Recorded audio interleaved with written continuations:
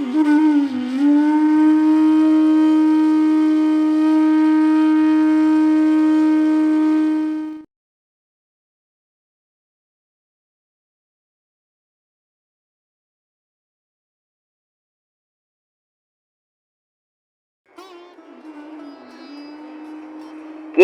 ઉનાળામાં જ આવે. શિયાળામાં તમે જોયું કોઈ ઝાડમાં કેરી આવી? રસ ક્યારે પ્રગટ થાય ખબર છે? ઉનાળામાં. અમે નાના હતા ને તો તમને ખબર છે આપણે ચૂસણિયા કેરી આવતી, એટલે બધાને ખેતરમાં હોય ને એટલે અમે બધા ભાંડોળા ને મામાને ઘરે ગયા હોય કે માસીને ઘરે ગયા હોઈએ. અમારે તો ગામડું હતું ને, રાજકોટ શહેર હતું, એટલે એવું કઈ ખેતર બેતર દૂર હતા. ત્યાં તો બધે તમે 10 મિનિટ હાલો એટલે મામાને ઘરે જાય, એટલે અમારે ગામ આખું મામા, બધાને ઘરમાં જ્યાં આંબા હોય ત્યાં પહોંચી જાય. પછી એકવાર અમે ગયા તો 2-3 દિન પકડાઈ ગયા. એટલે મામી બધી મારા જેવી હોય, મામા બધા હોય ને એ મામા જ હોય. 2 માં, એક માં 2 બને ને ત્યારે એક મામા.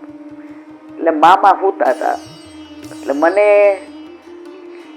ભરત કે કોણ હતું ખબર નહીં, મામાને એ કે બે પથ્થરો મારીશો વાગી જશે તો.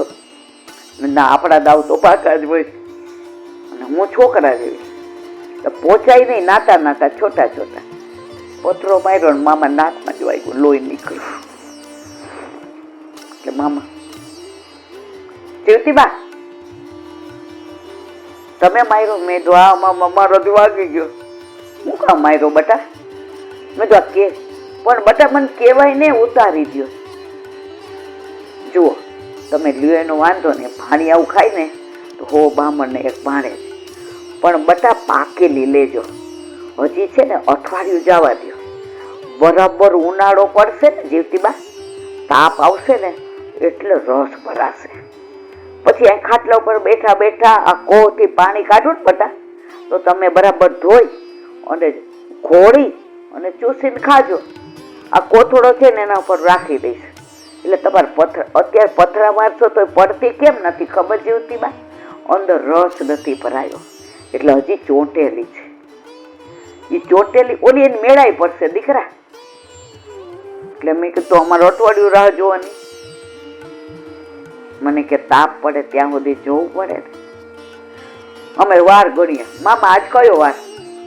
એ કે બટા ગુરુવાર. તો આવતા ગુરુવાર ત્યાં સુધી આ કાકડી છે, આ આથણિયા છે.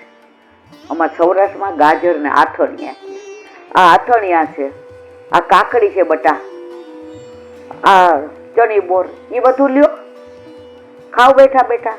કો હાકી રહીશ, પાણી પીઓ, અને ભૂખ લાગી હોય તો મામીએ રોટલા બાંધી દીધા છે, હાલો મારી આ ખાવા દહીંનું દડબા. તો આના પછી મારે એ કેવું છે કે જ્યાં સુધી તાપ નહીં પડે ને જીવતીબા, ત્યાં સુધી અંદર રસ મીઠો નહીં ભરાય. અને તમે પરાણે લેશો ને તો કેરી તમે ચૂસશો ને તો ખાટી લાગશે.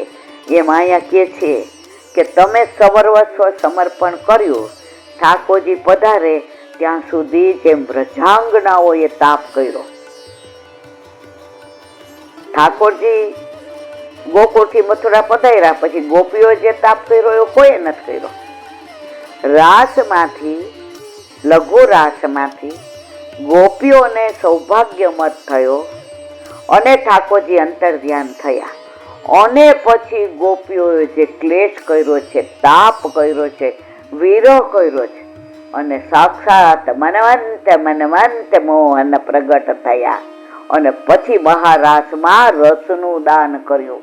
તો આ રસ ક્યારે પ્રગટ થયો? તાપ થયો ત્યારે.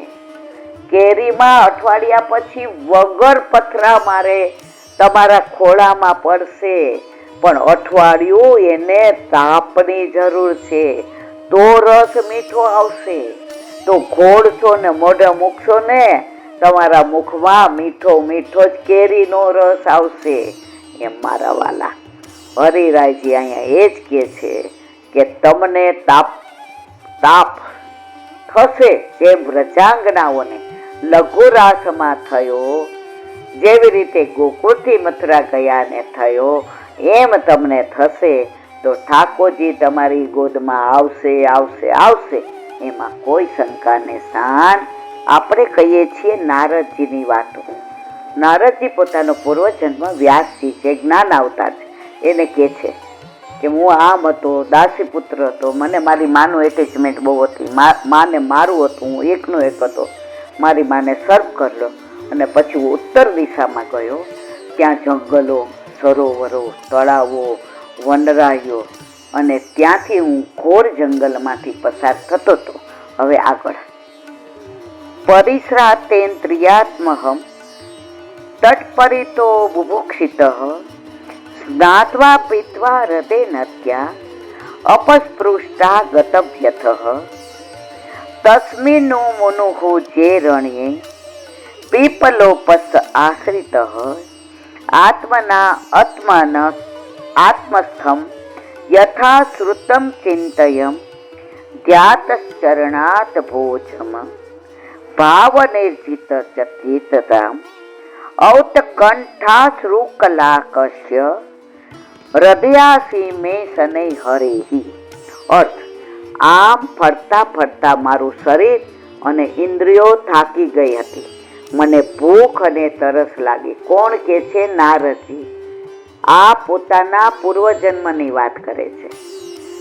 અને પછી તો એ બ્રહ્માજીના માનસ પુત્ર થયા, અને પછી તો એ બ્રહ્મર્ષિ બન્યા, અને ઠાકોરજીનું વીણા લઈને આખી દુનિયામાં નારાયણ નારાયણ.